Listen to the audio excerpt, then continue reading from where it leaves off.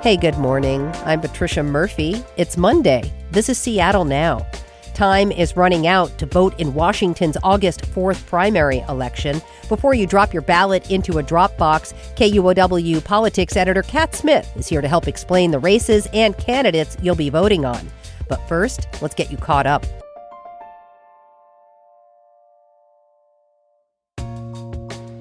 A new court ruling means more people being held at the Northwest ICE Processing Center in Tacoma could be getting bond hearings. A federal appeals court ruled the Trump administration was wrong to deny people the chance to be released on bond as they fight their deportation cases. The Tacoma News Tribune reports the case will likely be appealed to the U.S. Supreme Court. A Department of Homeland Security spokesperson says they strongly disagree with the appeals court's decision. Washington State is asking the federal government for $76 million to fix highways that were damaged in last year's floods.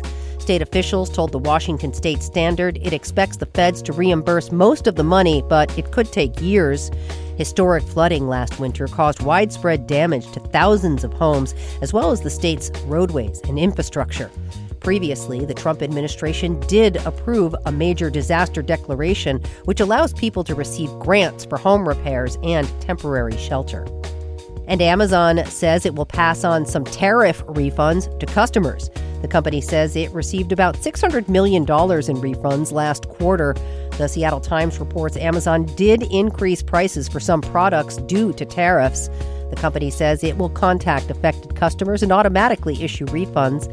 Meanwhile, Amazon recently told investors its revenue increased by 20% compared to the same period last year.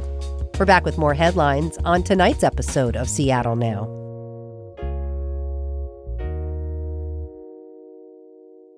It's primary election season in Washington state. Whether you vote by mail, go to an in-person voting center, or drop your ballot in a drop box, they need to be returned or postmarked by 8 p.m. tomorrow. For real, though, if you haven't already mailed your ballot at this point, just use a ballot drop box to be sure it's counted. There's no presidential vote this year, but the ballot is still packed.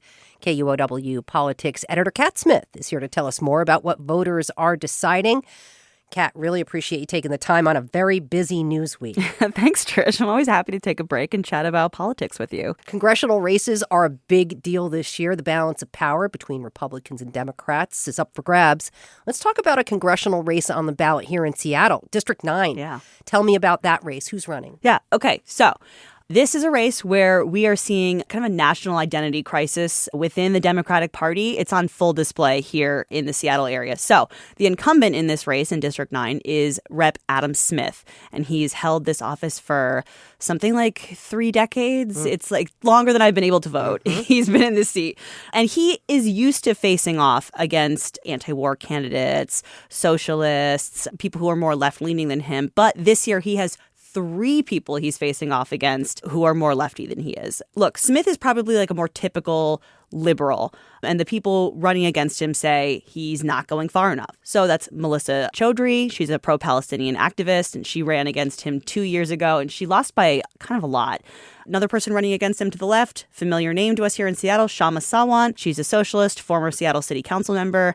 And the third person is Jacob Parasso, a Socialist Workers' Party candidate. And look, with so many Democrats running, there is a good chance that they're going to splinter the vote in the primary. And that means that a Republican could actually make it through to the general election. There's only one Republican running, Doug Basler, and he's actually tried to run for this seat 5 times, and he hasn't been successful. So, the odds are kind of stacked against him there.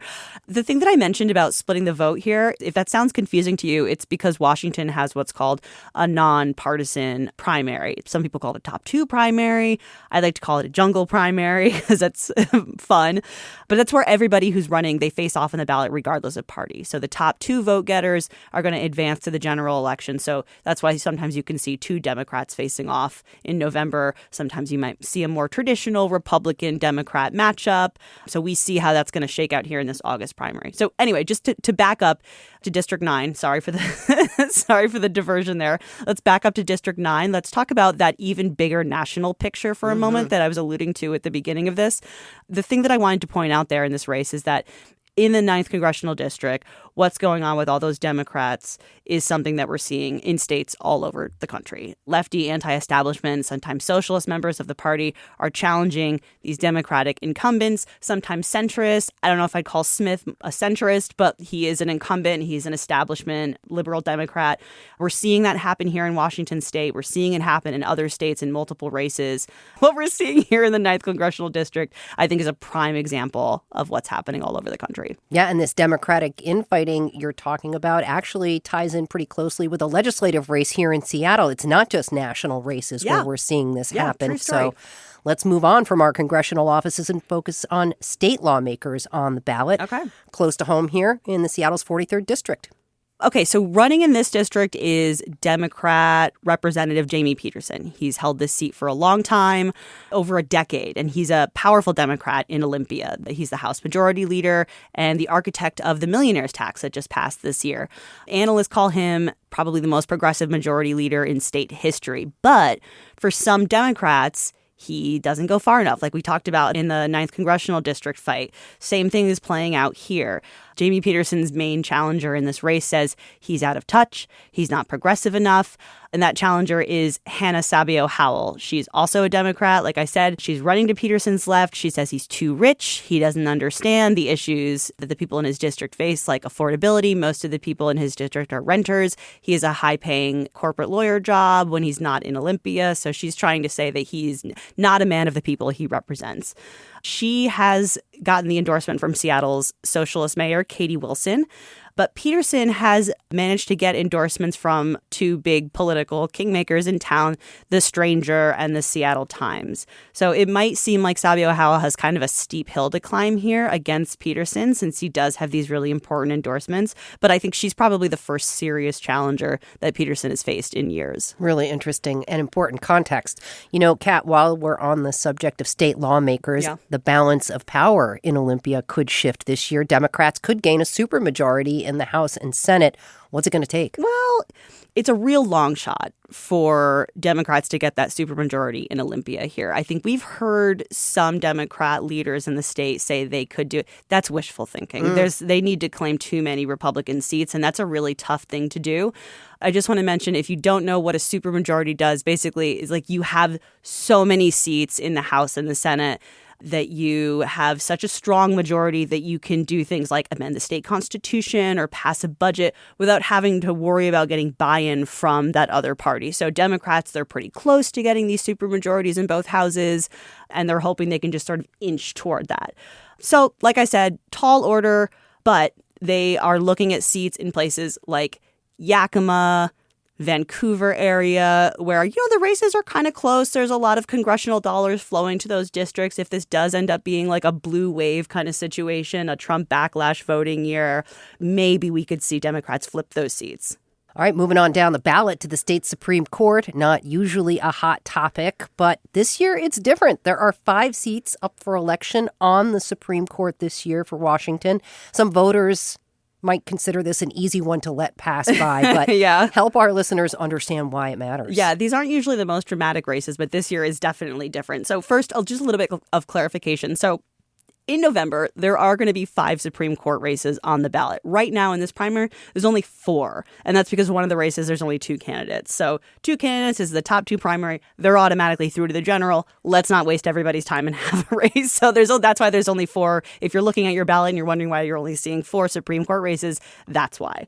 Okay, so now that that's out of the way, it is bananas that so many Supreme Court seats are up for election right now.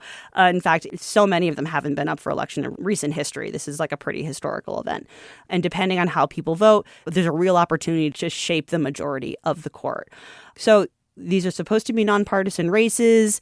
The candidates, they don't really talk about how they might rule on big cases that are coming up in the future. So it can be tough for voters to know which candidates they're more aligned with, which I think is why a lot of people just kind of skip these races. This year, you have kind of a cheat because these races are so hot. Candidates are attracting endorsements that are really going to tell a voter something, right? Yeah. Okay, so you have to look closely at who's endorsing them. You have to look closely at who's donating to the campaigns. We actually do have a great breakdown on our website of where those endorsements are coming from. I'm not going to go through them because there's so many races and candidates. It's going to make your head spin. actually, if you're listening and you're still not convinced about why you should care about these races, maybe this is going to drive it home for you. One particular case that these new justices are going to be deciding is coming up really soon, and it has to do with the millionaire's tax that we talked about at the top of the show. The state just passed this. It's an income tax on people who make over $1 million a year, and our state hasn't ever had an income tax before. And in fact, our state Supreme Court ruled against income taxes almost 100 years ago. So there's a lawsuit right now working its way through the legal system that asks this very question. Is a millionaire's tax, is an income tax, actually constitutional in Washington state? Is it time for the Supreme Court to reconsider its precedent on this? The justices who are on this ballot will be deciding that question, and they're going to decide it in the next year or so. So that is a really important reason to pay attention to those state Supreme Court races. Yeah, there's something big. And cast your ballot. And they can't tell you how they're going to vote on that. Right. So you have to do a little bit of divining to try and figure it out. Yeah. Here in King County, the assessor job is on the ballot, Kat, for the first time in more than a decade, and also a county council seat. Let's start with reminding listeners what the county assessor does, and then let's talk about who's running to replace outgoing assessor John Wilson. Yeah. Okay. So this job sounds really obscure, kind of is, but it is super important, especially if you own a home. So the assessor determines property values in the county for the purposes of taxation. This race has no incumbent this year because of scandal. Yeah. Like you mentioned, John Arthur Wilson, he's the current assessor. He's not seeking re-election, and he decided that he would not seek re-election because he's been embroiled in a stalking scandal for the last year involving his ex-partner. Just to note here, there were criminal charges filed against him. Those have now been dropped, but the seat is open because of all that.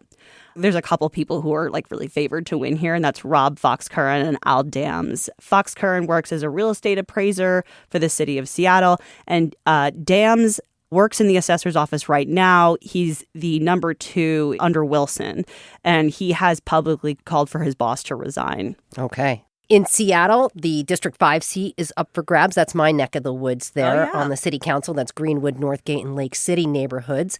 That is a candidate who will replace Kathy Moore's former seat. Yes. So let's start out on a bit of a bummer note. Whoever wins this year is only going to serve for a year. They'll have to run again next year if they want to keep this seat. And that, like we said, is because Kathy Moore, she left her seat in the middle of her term. This is going to be a weird shorty term for whoever wins. And we're going to be back next year to do it all again like Groundhog Day. So there are a few people running in this district, but 2 are considered the front runners. That's Julie Kang and Nilu Jenks.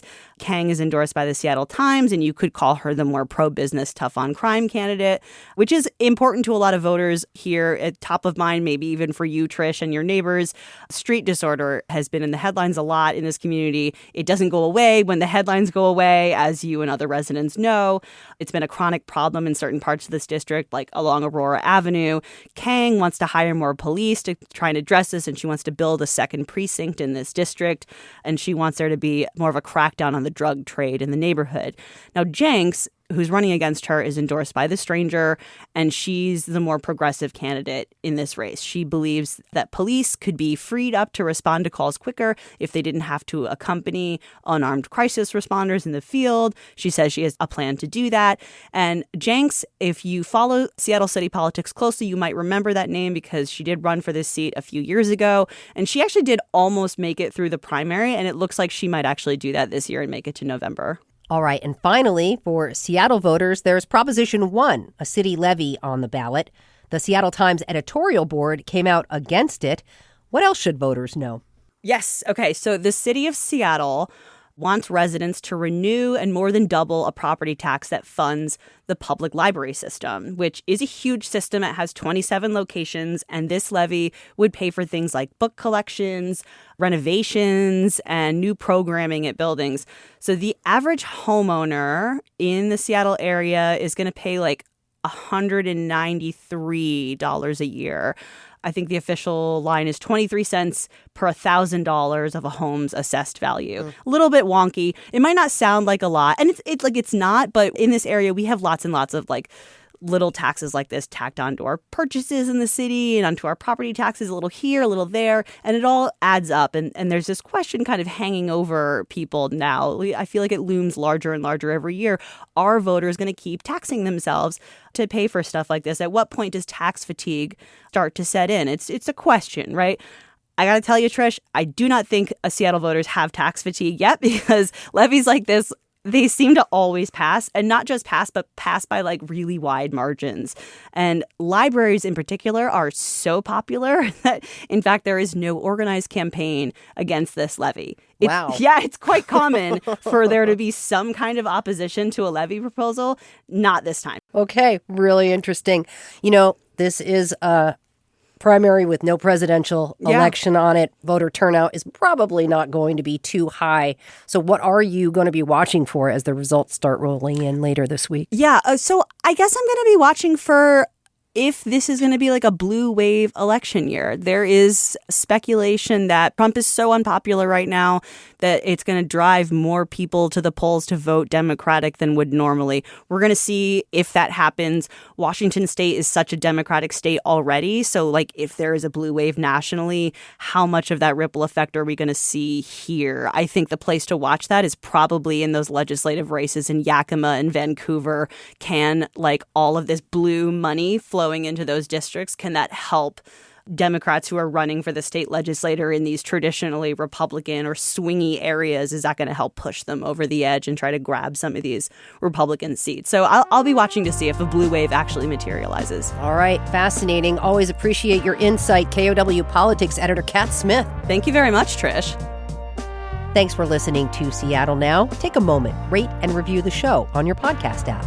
Before we go, we have a question for you. This week on the show, we're asking our listeners, after their performance last year, hopes were high for the Mariners this season, but so far, fans have been pretty disappointed.